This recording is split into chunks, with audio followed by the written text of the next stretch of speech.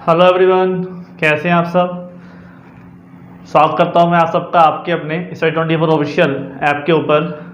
बच्चों, आज हम आप लोगों के लिए लेकर आए हैं एक नया टॉपिक है और उसका नाम है बीजीय व्यंजक और सर्वसमीकाएं, यानी कि अलजेब्रिक एक्सप्रेशंस एंड आइडेंटिटीज।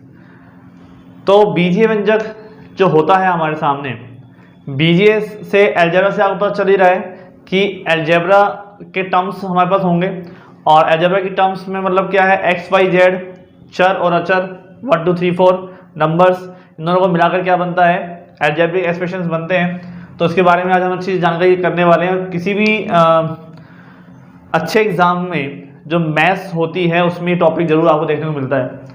देखिए क्या होता है, जैसे आपके पास बेसिक चीज़ समझ में आ जाए हमको, तो आगे की चीज़ों में कोई दिक्कत आने वाली बात होती नहीं है। देखिए जैसे मान लो 7x², ठीक है, तो यहाँ पे जो x है, ठीक है, वो तो क्या है, चर राशि, चर यानी कि वेरिएबल, क्लियर।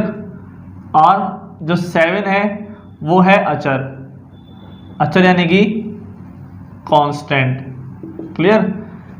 इनको हम आपस में मल्टीप्लाई की फॉर्म में लिखते हैं, ठीक है। जैसे 7 मल्टीप्लाई x मल्टीप्लाई x, यानी कि 3 फैक्टर हो गए इसके, ठीक है, 7x और x।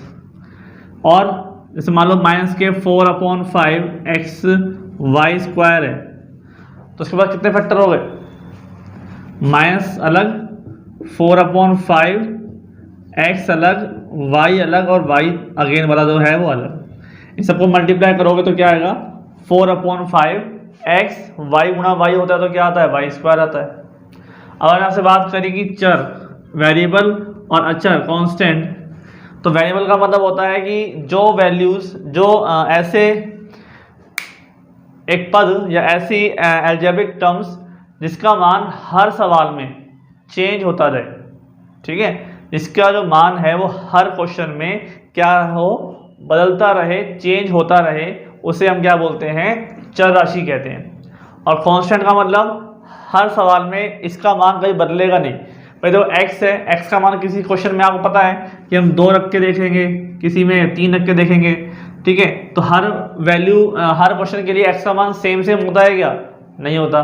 लेकिन जो 7 है, जो 5 है, 1 2 3 4 जो नंबर्स हैं उनका तो वैल्यू सेम होगा ना, ठीक है। किसी सवाल में जो 7 है वो 7 के इक्वल ही होगा, कभी भी 7 से छोटा नहीं होगा, ठीक है। मतलब हर सवाल में जो 1 से लेकर और इन्फिनिटी तक जो नंबर होते हैं उन सबको हम कांस्टेंट इसलिए कहते हैं क्योंकि वो हमेशा एक ही मान को शो करते हैं, उनका वैल्यू कभी चेंज नहीं होती है, ठीक है। तो ऐसे हम इसको मल्टीप्लाई के रूप में लिखते हैं। अब हम बात करते हैं, तो हमारे पास इसकी कई टर्म्स होती है। जैसे बहुपद के बारे में बात करें, एक बात तो जो अलजेब्रिक एक्सप्रेशन के बारे में मैं आपको बता दूं कि यहाँ पे आपको जो टर्म मिल रही है आपके जो सिलेबस के अंदर है वो है बहुपद, ठीक है, पॉलिनोमियल।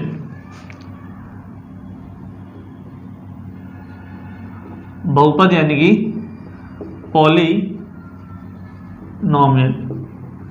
तो पॉलिनोमियल क्या होते हैं, पॉलिनोमियल ऐसे अलजेब्रिक एक्सप्रेशंस ही होते हैं, ठीक है, जिनको हम बहुपद के रूप में लिखते हैं। लेकिन ये बात ध्यान रखना कि बहुपद में किसी भी x की जो घात होती है ना, वो पूर्ण संख्या के रूप में होनी चाहिए, कभी भी बटे वाली फॉर्म में या रूट वाली फॉर्म में नहीं होनी चाहिए, ठीक है। जैसे देखो कि किसी या पूर्णांक, पूर्ण संख्या के रूप में, पूर्ण संख्या के रूप में किसी बीजीय व्यंजक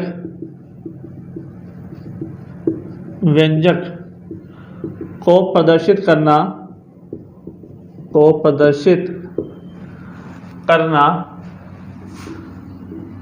बहुपद कहलाता है। क्या कहलाता है, बहुपद कहलाता है, ठीक है। पूर्ण संख्या के रूप में किसी बीजीय व्यंजक को प्रदर्शित करना बहुपद कहलाता है। अब ये सब चीज़ क्या है, एग्जाम्पल से बताता हूँ मैं आपको, देखिए ध्यान से। जैसे मान लो आपके पास क्वेश्चन है या कोई एग्जाम्पल आपके सामने दे दिया, आपसे पूछा कि बहुपद है या नहीं है। तो देखो ऐसा अगर है 5² y प्लस 4x टर्म एक से ज़्यादा हो सकती है, इसको हम टर्म्स कहते हैं, तो कोई दिक्कत है नहीं, ठीक है। लेकिन अगर कभी ऐसा आ जाए 5x की पावर 1/2 यानी कि √xy, ठीक है, प्लस 9x, तो यहाँ पर ये जो है रूट के अंदर x की घात भी कितनी है 1/2 और y की घात भी कितनी है 1/2, ठीक है। तो किसी भी वेरिएबल्स की जो घातें हैं ना वो रूट में नहीं होनी चाहिए। अगर ऐसा है कि √5 अलग है, फिर xy अलग है, ठीक है, प्लस 9x कुछ भी दे रखा है, तो ये रूट जो है वो किसके ऊपर है, संख्या के ऊपर है। और संख्या के ऊपर है तब तो कोई दिक्कत वाली बात है नहीं, और संख्या के ऊपर नहीं है, इसके ऊपर आ रहा है, वेरिएबल्स के ऊपर आ रहा है, तब दिक्कत वाली बात है, ठीक है। तब आप कह सकते हो कि भाई ये फॉर्म जो है ना ये बहुपद नहीं है। क्या नहीं है, बहुपद नहीं है, बहुपद की फॉर्म नहीं है। ये बहुपद की फॉर्म हो सकती है, सॉरी ये बहुपद है, उल्टा बोल दिया मैंने, यह बहुपद है, ये बहुपद नहीं हो सकता, ठीक है। इसे तो हम बहुपद बोलेंगे, इसे हम क्या बोलेंगे, बहुपद ही बोलेंगे। ये बहुपद नहीं है, ये पॉलिनोमियल नहीं है, it's not a it's a polynomial, it's a polynomial और इट्स नॉट, ठीक है, ये नहीं है। तो ऐसे आपको पता लगाना है। अब हम इसके अंदर अलग टाइप्स पढ़ेंगे, जैसे मोनोमियल, बाइनोमियल, ट्राइनोमियल, ठीक है, टर्म्स के अकॉर्डिंग, तो वो देखेंगे, आप इस नोट कर लीजिए।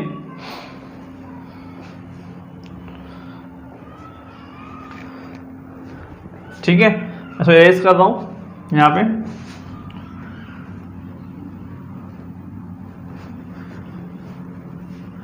आप वीडियो को पॉज करके और फिर इसको नोट कर लीजिए।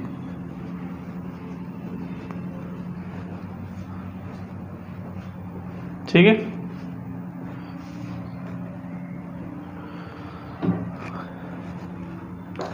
तो यहां पे देखिएगा क्या है। अब बहुपद के प्रकार बता रहे हैं हमें ना, बहुपद के प्रकार। तो बहुपद के प्रकार यानी कि टाइप्स कितने हैं, टाइप्स ऑफ पॉलिनोमियल। तो वैसे तो सब कुछ पॉलिनोमियल ही होता है, आप कहीं भी कुछ भी चीज़ लिख दो सब जगह पॉलिनोमियल ही मिलता है। लेकिन स्टार्टिंग की कुछ टर्म्स के अकॉर्डिंग इन्होंने इसको डिवाइड कर दिया। जैसे हमारे पास क्या होता है, ध्यान से देखिएगा, पहला होता है मोनोमियल। मोनोमियल का मतलब होता है एक पदीय, ठीक है। मोनोमियल का मतलब होता है एक पदीय, यानी कि ऐसा बहुपद जिसमें केवल एक पद हो, एक सिंगल टर्म हो, ठीक है। टर्म्स कैसे पता चलती है कि सिंगल है या नहीं है, जब दो संख्याओं बीजीय व्यंजकों के बीच में प्लस गुणा भाग इनका चिन्ह आ जाता है, तो उस वजह से ये क्या हो जाती हैं, अलग अलग हो जाती हैं, सेपरेट हो जाती हैं, तब ये दो टर्म्स या उससे ज़्यादा टर्म्स में डिवाइड हो जाती हैं, ठीक है। यहाँ पे देखिएगा कि जैसे हमारे पास, इसको मैं थोड़ा डार्क कर देता हूँ, मोनोमियल इसको हम बोलते हैं, ठीक है, यानी कि एक पदीय। तो यहाँ पे मैं आपको बात कहूँगा कि पद क्या क्या होता है। जैसे 2xy है, ठीक है, इसमें चर x भी है और y भी चर है। तो चर कितने हैं इस पे ध्यान नहीं देना, हमें तो ध्यान देना है कि ये किसी संख्या से जुड़ा हुआ तो नहीं है। जैसे मान लो मैं लिख दूँ +5y, तब इसमें कितने पद हो गए, 2 पद हो गए। अगर ये प्लस के साथ में नहीं जुड़ा हुआ है तब, जैसे मान लो यहाँ पे प्लस की जगह पे क्या है, मल्टीप्लाई का साइन है, तब तो क्या है भाई 5 2 जा 10, x का x आ जाएगा और y से y गुणा होकर क्या बन जाएगा, y² बन जाएगा। अभी आपको मल्टीप्लाई करना सिखाएंगे, तब एक ही टर्म है ना ये 10xy²। तो इसका मतलब क्या हुआ, ये एक मोनोमियल है, एक पद ही है, केवल एक ही पद है ना, इसके में प्लस या माइनस से कुछ भी हमने ऐड और सब्ट्रैक्ट नहीं किया है, ठीक है। जैसे 4x खाली x 3 नंबर है, ठीक है, इस तरह के नंबर 6xy², ये भी सब क्या है, एक पद ही है, मोनोमियल है। क्योंकि यहाँ पर बाइनोमियल कब बनता है, सेकंड टर्म बताता हूँ मैं आपको, इसमें लिखता हूँ जिसमें केवल एक ही पद विद्यमान हो, जिसमें केवल एक ही पद माने क्या होता है, टर्म विद्यमान हो, ठीक है। इसमें केवल एक ही पद विद्यमान हो उसे हम क्या बोलेंगे, मोनोमियल कहेंगे। और बाइनोमियल का मतलब होता है द्विपदीय, इसमें दो पद होते हैं, ठीक है, जिसमें दो पद विद्यमान हो, ठीक है, दो पद विद्यमान, जैसे 6xy + 9x², ठीक है, या 5x - 4y। तो ये दो टर्म हो गए ना, चाहे वो जुड़ रहे हो चाहे वो माइनस हो रहा हो, क्योंकि हमें पता है कि x है इधर y है, तो दोनों घट सकते नहीं है। अगर दोनों तरफ x होना चाहिए घटने के लिए, या y होना चाहिए। सेम ऐसे ही यहाँ पे स्क्वायर है, यहाँ पर भी इसी सेम टाइप की टर्म होनी चाहिए, या फिर यहाँ पे xy है तो इधर भी xy टर्म होनी चाहिए, तब ये जुड़ सकता है या घट सकता है, ठीक है।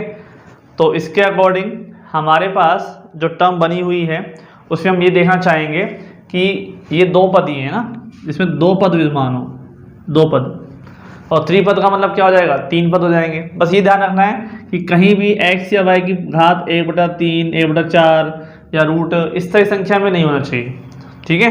किसी भी टर्म में इस तरह की टर्म नहीं होनी चाहिए। अगर इस तरह की टर्म होती है तो फिर वो क्या होगा, वो पॉलिनोमियल ही नहीं होगा, वो बहुपद ही नहीं होगा, ठीक है। नंबर 3 ट्राइनोमियल की बात कर लेते हैं।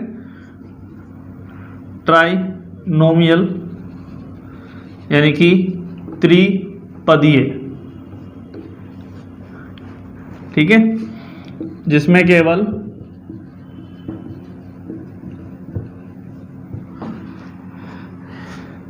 तीन पद विद्यमान हो, तीन पद विद्यमान हो या एग्जिस्ट करते हो। तो इसके लिए क्या हो जाएगा भाई, जैसे 6x, जो 6x नहीं लेते हैं, 2x + 9y - 6, ऐसे देख लो, ठीक है।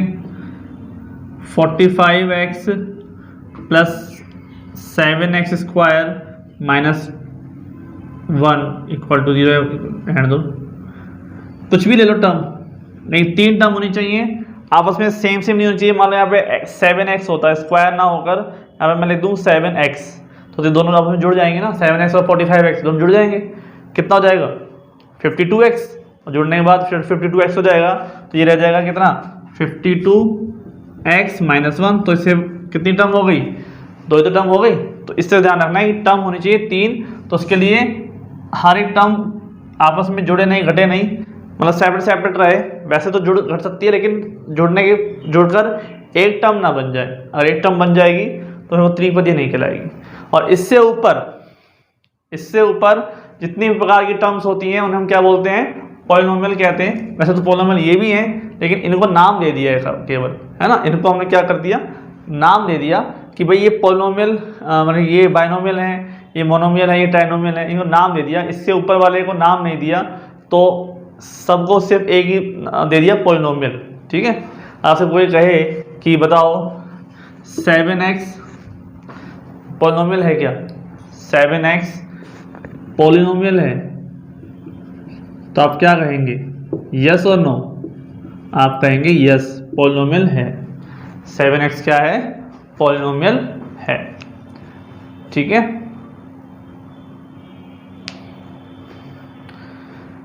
तो इसको नोट कर लीजिए।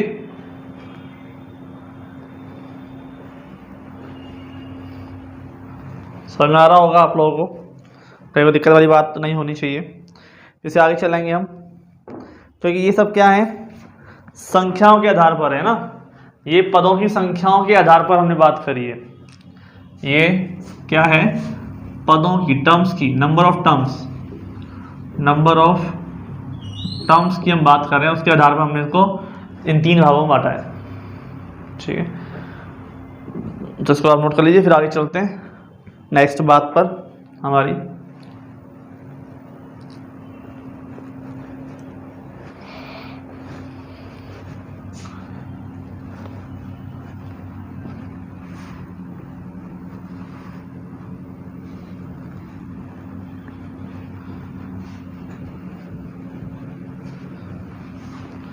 तो कुछ क्वेश्चंस करते हैं, कुछ चीज़ें और डिस्कस करते हैं, पहले भी इस पर बात हो जाए।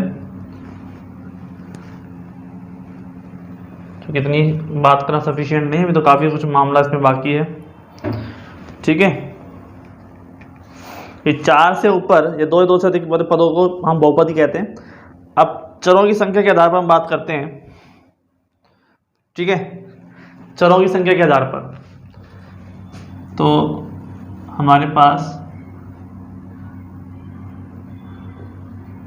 चरों की संख्या के आधार पर बहुपद कितने होंगे। ठीक है, ये आधार पर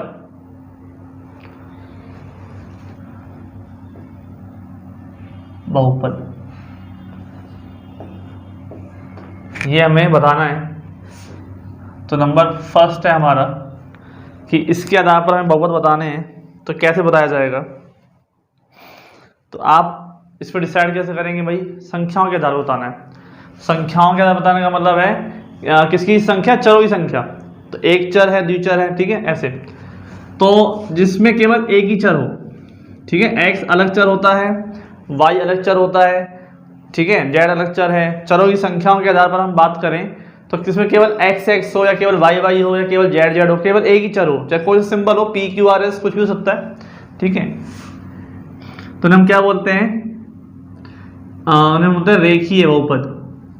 ठीक है, रेखीय बहुपद, या हम कहें लीनियर पॉलिनोमियल, लीनियर पॉलिनोमियल। ठीक है, जिन बहुपदों में केवल एक चर विद्यमान होता है या एग्जिस्ट करता है। ठीक है, जिन पदों में केवल एक चर विद्यमान होता है उन्हें हम क्या बोलते हैं, रेखीय बहुपद कहते हैं, लीनियर पॉलिनोमियल कहते हैं। जैसे एग्जांपल देता हूं, तो 2x अकेला, और ले लो 5x square plus 6x plus 1, चाहे वो 3 पदों वाला हो, चाहे 1 पदों वाला हो, चाहे वो 2 पदों वाला हो। ठीक है, 10x स्क्वायर माइनस 2x है, तो केवल x x ही ना, तो इसे हम क्या बोलेंगे, रेखीय बहुपद बोलेंगे। ठीक है, ऐसे बहुपद जिनमें एक से ज़्यादा हो, यानी 2 हो, तो यहाँ बोलेंगे द्विघात बहुपद, द्विघातीय बहुपद, या क्वाड्रेटिक बोलते हैं बहुपद, पॉलिनोमियल, क्वाड्रेटिक पॉलिनोमियल। इसमें क्या होता है, एक ही होते हैं, 2 होते हैं, जैसे सॉरी, ये चरों की संख्या के आधार पर नहीं है, ये है चरों की घातों के आधार पर, चरों की घातों के आधार पर।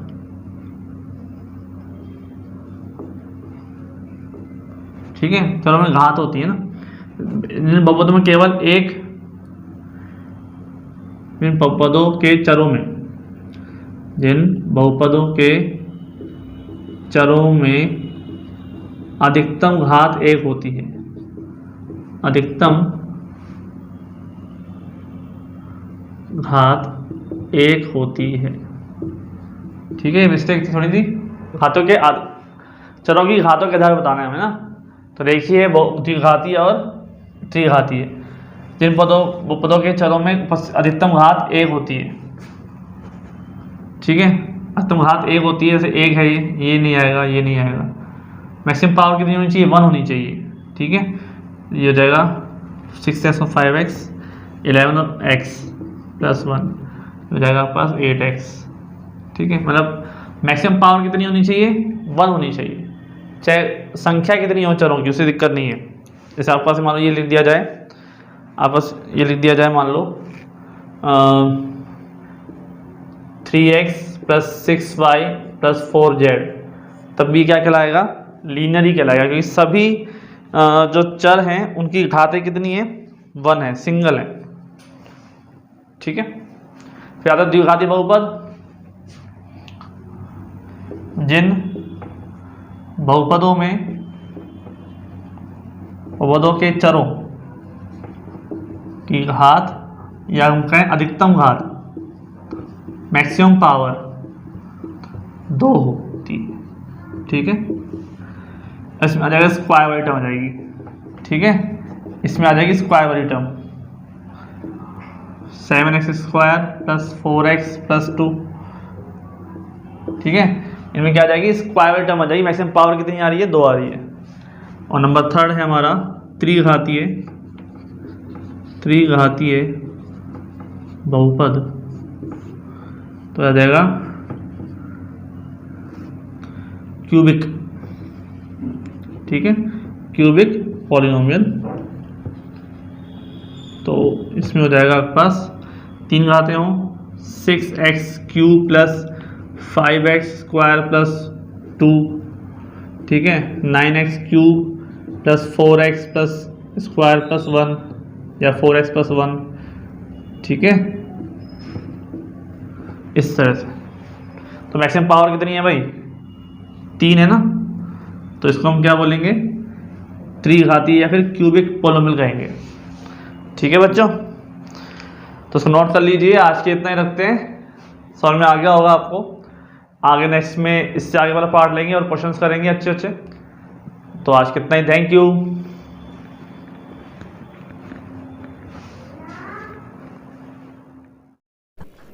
हेलो नमस्कार, मैं हरबीर सिंह। उम्मीद करता हूं कि वीडियो आपको अच्छी लग रही होगी, तो कमेंट करके ज़रूर बताइए। साथ में अपने इस चैनल को ज़रूर सब्सक्राइब कर लीजिए। इसके अलावा डिस्क्रिप्शन बॉक्स में हमारे स्टडी ग्रुप का लिंक है, जिसको आप ज़रूर ज्वाइन कीजिए। साथ में स्क्रीन पे आपको हमारा व्हाट्सएप नंबर दिख रहा होगा, इस पे ज़रूर मैसेज करें और हमारे स्टडी ग्रुप में आप जुड़ जाइए, जिसमें आपको अपडेट मिलेंगे। अपडेट के लिए आप जुड़ सकते हैं और स्टडी मटेरियल के लिए आप जुड़ सकते हैं, और एक दूसरे के साथ डिस्कशन करने के लिए, गाइडेंस के लिए आप हमारे साथ जुड़ सकते हैं। तो आप दिए हुए नंबर पे व्हाट्सएप मैसेज करें, हमारे साथ जुड़ें। धन्यवाद। चलो वीडियो को कंटिन्यू करते हैं।